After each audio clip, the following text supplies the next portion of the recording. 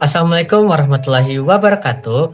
Halo teman-teman semua, saya Acan. Pada kesempatan kali ini, kita akan membahas dua hal penting dalam dunia data, yaitu koleksi data dan juga visualisasi data. Sebelum masuk ke penjelasan, mari kita pahami dulu tujuan kita mempelajari ini. Yang pertama, agar kita mampu mengumpulkan data secara sistematis dan akurat sesuai kebutuhan. Kedua, agar kita bisa menyajikan data dalam bentuk visual yang informatif dan mudah dipahami. Yang ketiga, agar kita dapat mengambil keputusan atau kesimpulan yang lebih tepat berdasarkan data yang telah dikumpulkan dan divisualisasikan. Koleksi data adalah proses mengumpulkan informasi atau fakta yang bisa diperoleh melalui observasi, survei, kuesioner, atau bahkan dari sumber online. Setelah data terkumpul, langkah selanjutnya adalah visualisasi data, yaitu menyajikan data tersebut dalam bentuk grafik, diagram, atau chart agar lebih mudah dibaca dan dianalisis.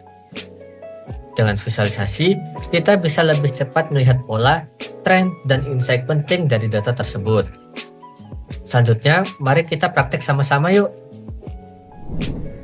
Halo teman-teman, kemarin kan kalian sudah belajar mengenal Google Colab bareng apa?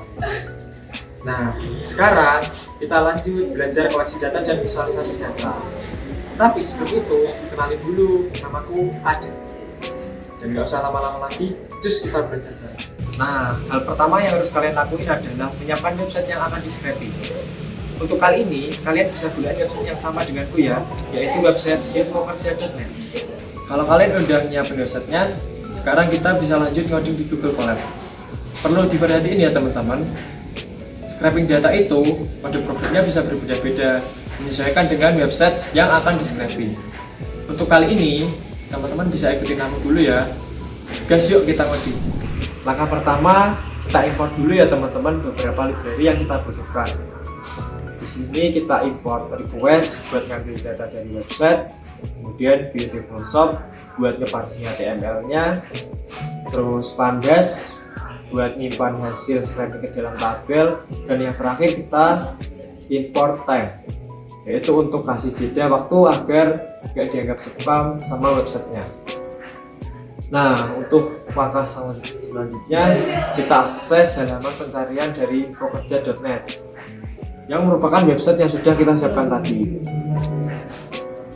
Nah, karena URL-nya emang langsung menandakan hasil lowongan kerja, jadi kita tinggal get aja ya teman-teman dan parsing pakai Beautiful Shop.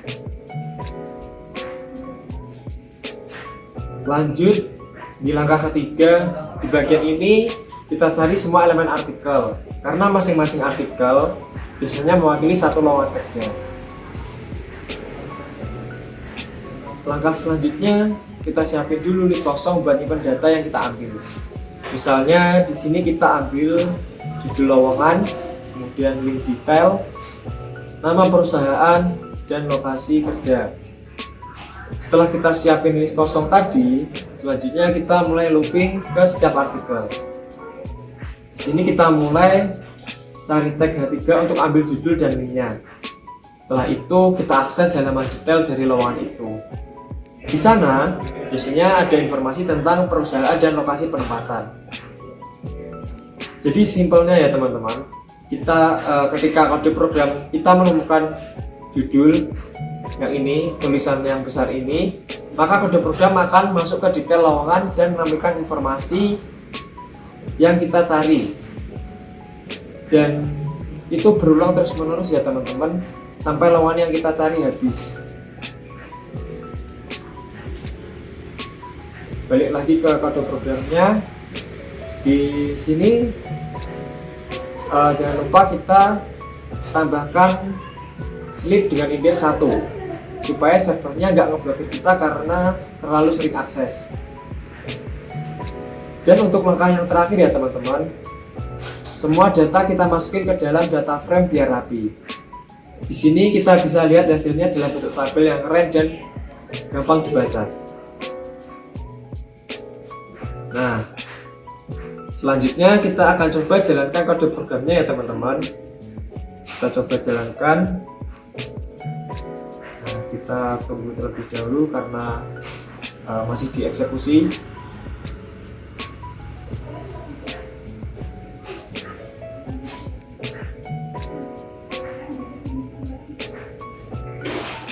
Nah, outputnya di sini sudah muncul ya teman-teman. Dapat dilihat di isinya, outputnya menampilkan apa yang ada di list kosong tadi yang telah kita buat. Untuk kolom yang kosong-kosong ini menandakan bahwa informasi terkait lokasi atau yang lainnya itu tidak dicantumkan dalam artikel yang ada di website lowongan pekerjaan tersebut. Oke teman-teman, setelah kita berhasil scraping data lowongan kerja dari website infokerja.net, sekarang kita masuk ke bagian yang nggak kalah seru nih, yaitu materi visualisasi data. Di sini kita akan melihat judul lowongan apa saja yang paling sering muncul.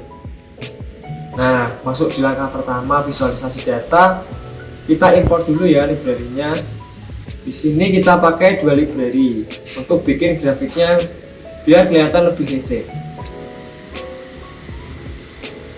Untuk langkah kedua, di sini kita hitung jumlah kemunculan masing-masing judul lowongan. Lalu kita ambil 10 teratas saja ya teman-teman. Langkah selanjutnya, kita mulai plotting nih. Ukuran gambarnya kita atur biar lebar dan nyaman dilihat. Lalu kita buat grafik batang horizontal dengan warna dari palet colorful warm biar kelihatan hidup dan keren. Nah, untuk langkah yang terakhir, kita kasih label sumbu X dan Y biar nggak bingung cara bacanya. Jangan lupa kasih judul supaya grafik kita punya konteks. Tag layout ini biar elemen-elemen grafiknya nggak tabrakan, dan PLT show buat nampilin hasil akhirnya. Oke, kita coba jalankan programnya ya teman-teman. Kita tunggu sampai waktu eksekusinya selesai. Nah, ini dia hasil grafik kita. Kita bisa lihat judul lowongan mana saja yang paling sering muncul di infokerja.net.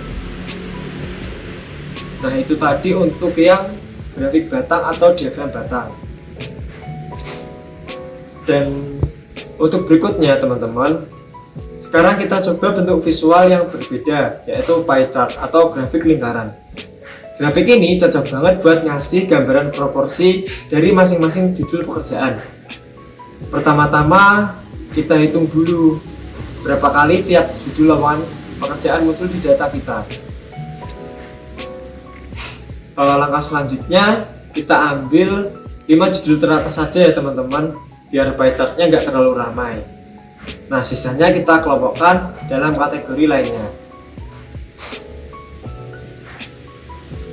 Langkah ketiga teman-teman, kita buat label yang lebih pendek, yaitu dengan memotong judul lowongannya biar nggak terlalu panjang di grafik. Misalnya dari lowongan kerja di lowongan kerja menjadi admin di Surabaya, jadi cuma admin, jadi lebih simpel dan enak dibaca. Nah, di langkah selanjutnya ini bagian intinya teman-teman, kita pakai plt.py buat bikin grafik lingkarannya. Di sini kita juga bisa atur tampilannya, mulai dari warna, font, sampai presentasinya langsung muncul di tiap potongan.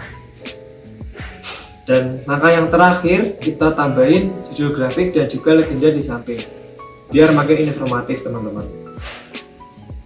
Dan PLT axis equal itu penting ya, biar lingkarannya benar-benar bulat dan nggak gepeng. Dan coba kita run programnya teman-teman. Sama kita tunggu sampai waktu eksekusinya selesai. Nah, inilah hasil visualisasinya teman-teman.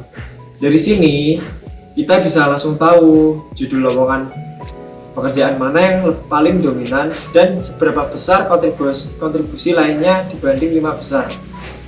Cakep banget kan buat laporan atau presentasi data.